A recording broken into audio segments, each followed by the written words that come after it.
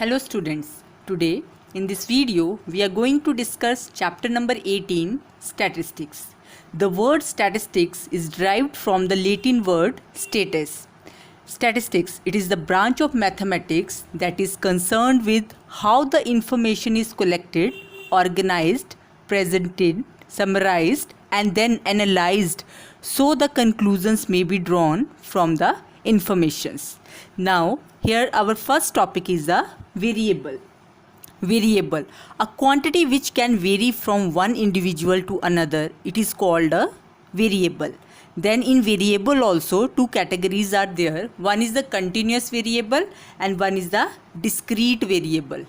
Continuous variable means a variable which can take any numerical value within a certain range, and discrete value is a variable which is incapable of taking all the possible numerical values. So then we will discuss about the different types of data. First is the raw data. The data which is written in the original form is known as raw data. Ungrouped data, the data where we are not using the class intervals, that is the ungrouped data.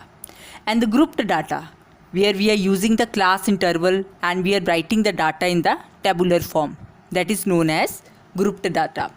Now in grouped data we have the class intervals, that is continuous class intervals and discontinuous class interval. In the continuous class interval, the upper limit of the first class and the lower limit of the second class is always same. The first values are known as lower limits and the second values are known as upper limits. But in case of discontinuous class interval, the upper limit of first class interval and the lower limit of the next class intervals is always different. There is no continuity in the values. In order to make the data continuous, we are making use of the adjustment factor. How to find the adjustment factor? Simple. You will take the lower limit of next class interval and you subtract the upper limit of the previous class interval and divide by 2. In maximum cases, your class interval is, your adjustment factor is 1 by 2 and it is 0.5. So in order to make the data continuous, you have to subtract 0.5 from each lower limit and you will add 0.5 in each upper limit. And when we will do this, then we will get the data, and that data is known as continuous data. So here we are getting the, you can see here, they are same. If it is same, then it is the continuous class intervals. Now the next topic is class size. Class size, we mean the difference between the upper limit and the lower limit is known as class size. For example, if you want to find the classes between this class interval, so here 30.5 minus 20.5, then the class size of this interval is 10.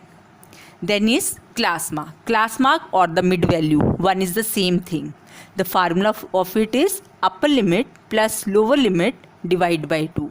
And the last topic is range. Range we are always calculating in the ungrouped data. That is the difference between the highest and the lowest value in case of ungrouped data is known as range.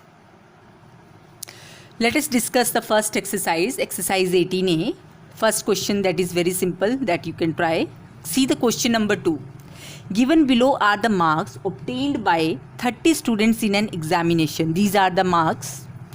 Take class intervals. They are specially given that you are supposed to take the class interval 1 to 10, 11 to 20, 40 till 41 to 50, because the last value is 48. So they are asked you make the frequency distribution table. Here we will make the 3 columns. First column is class interval, second is tally marks, third is frequency. Now we will see how many values are lies between 1 to 10. Here 4 values are lies, so you will write 4 straight lines and the frequency is 4. Then between 11 to 20 we have 8 values, so 1, 2, 3, 4, 5 we will write in this way and 3 more, so it is 8. 21 to 36 are there, 31 to 40 again 6, 41 to 50 is again 6, so total is 30. Similarly, question number 2 also we can do. Now in this question number 2, they are given the continuous class intervals. So 0 to 10, how many values are there? So here one thing you have to keep in your mind, when you will take, whenever suppose 10 number is there, so that 10 number you are supposed to take in the next class interval. Don't include the 10 number in the first class interval. Means we will not include all the upper limits. These all the values are included in the next class interval. So here we can make the same frequency distribution table. Then in the question number 4, it's a fill up, very simple. Question number 5 is find the actual lower class limits, upper class limits and the mid values of the classes. You can see here the data is given in the discontinuous form, that is 0 to 19, then 20 to 29, then 30 to 39, then 40 to 49. So here what you will do, first of all you will see the adjustment factor. Here the adjustment factor is 20 to 19. 20 minus 19 divided by 2, that is 1 by 2. 1 by 2, that is 0.5. So this 0.5 you have to subtract from each lower limit and you will add 0.5 in the each upper limit in order to get the true lower limit and the true upper limit. You can see here, now we can subtract from each lower limit, we will subtract 0.5. It is 9.5, 19.5, 29.5, then 39.5. Here also you will add 0.5 in each upper limit. It is 19.5, 29.5, 39.5 and 49.5. Then we will take the class boundaries. Just combine them. 9.5 to 19.5, 19.5 to 29.5, 29.5 to 39.5, 39.5 to 49.5. So these are true class limits also or class boundaries. Fine. Then next is the class mark. Class mark means upper limit plus lower limit divided by 2. We can apply this formula. Simply we will add the values and divide by 2. So it is 14.5. Next also just add it, divide by 2, 19.5 and then we get 24.5 and the 25.5. This question is very important and they can ask this question in the exams also. 6th question you try yourself. In the 7th question you have to complete the table. So that is also easy. Come to the 8th question. This is the main question.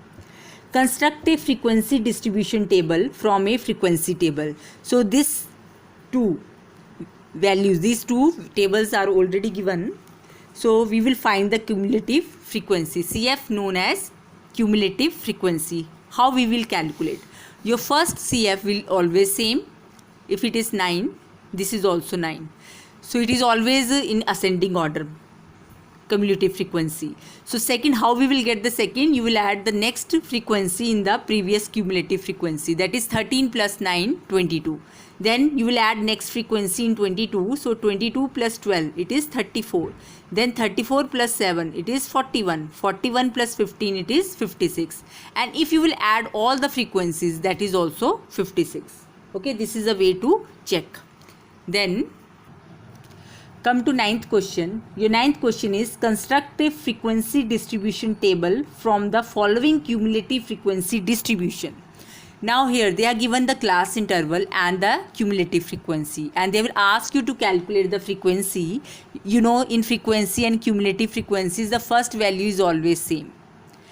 And from cumulative frequency, how to find frequency is very simple. Cumulative frequency we are getting by addition. So it means the frequency we are getting by subtraction. From next cumulative frequency, subtract the previous one. So 19 minus 8, 11. Then 23 minus 19, 4. 23 minus 30 minus 23, it is 7. Similarly, in the 10th question, they are given the marks less than 10, less than 20. So it means the class intervals are 0 to 10, 10 to 20, 20 to 30 till 60. This is also given. Now this is continuously increasing, so therefore this is cumulative frequency. If it is sometimes increasing or decreasing, then it is normal frequency, otherwise it is cumulative frequency. So how to find frequency then from cumulative? Subtract the next from the previous, 15 minus 6, then 30 minus 15, 39 minus 30, 53 minus 13, then 70 minus 53, like this. Then 11th question also you will do in the same way. Here also below is given, so 0 to 4, 4 to 7, these class intervals you will take, and you can see here again, here the number of students are given. So number of students means this is CF is given. So first of all we will find the frequency. First is 0. Here 85 minus 0, again 85. Then 140 minus 85, 55. Then subtraction 103. Its subtraction is 57. Now in the first part they have asked you state the number of students in the age group 10 to 13. So the number of students in the age group 10 to 13 is 103. You can see here this is the age group and the children corresponding to this is 103. And now they are asking you the least number of children, means children should be there. So out of them least number is this. So they are asking you what is the age group. So you can see the age group is here, this one, 7 to 10. So this is the age group. Similarly 12th also you can try yourself, it's a fill-ups only. 13th question. Now they are given you the value of pi up to 50 decimal places. So here they ask you make a frequency distribution table of the digits from 0 to 9 after the decimal place. So these are the digits from 0 to 9, and these all the values we will see how many times 0 is coming 2 times, then 1 is coming 5 times, like this we can make this table. And then they ask you which is the most occurring digit.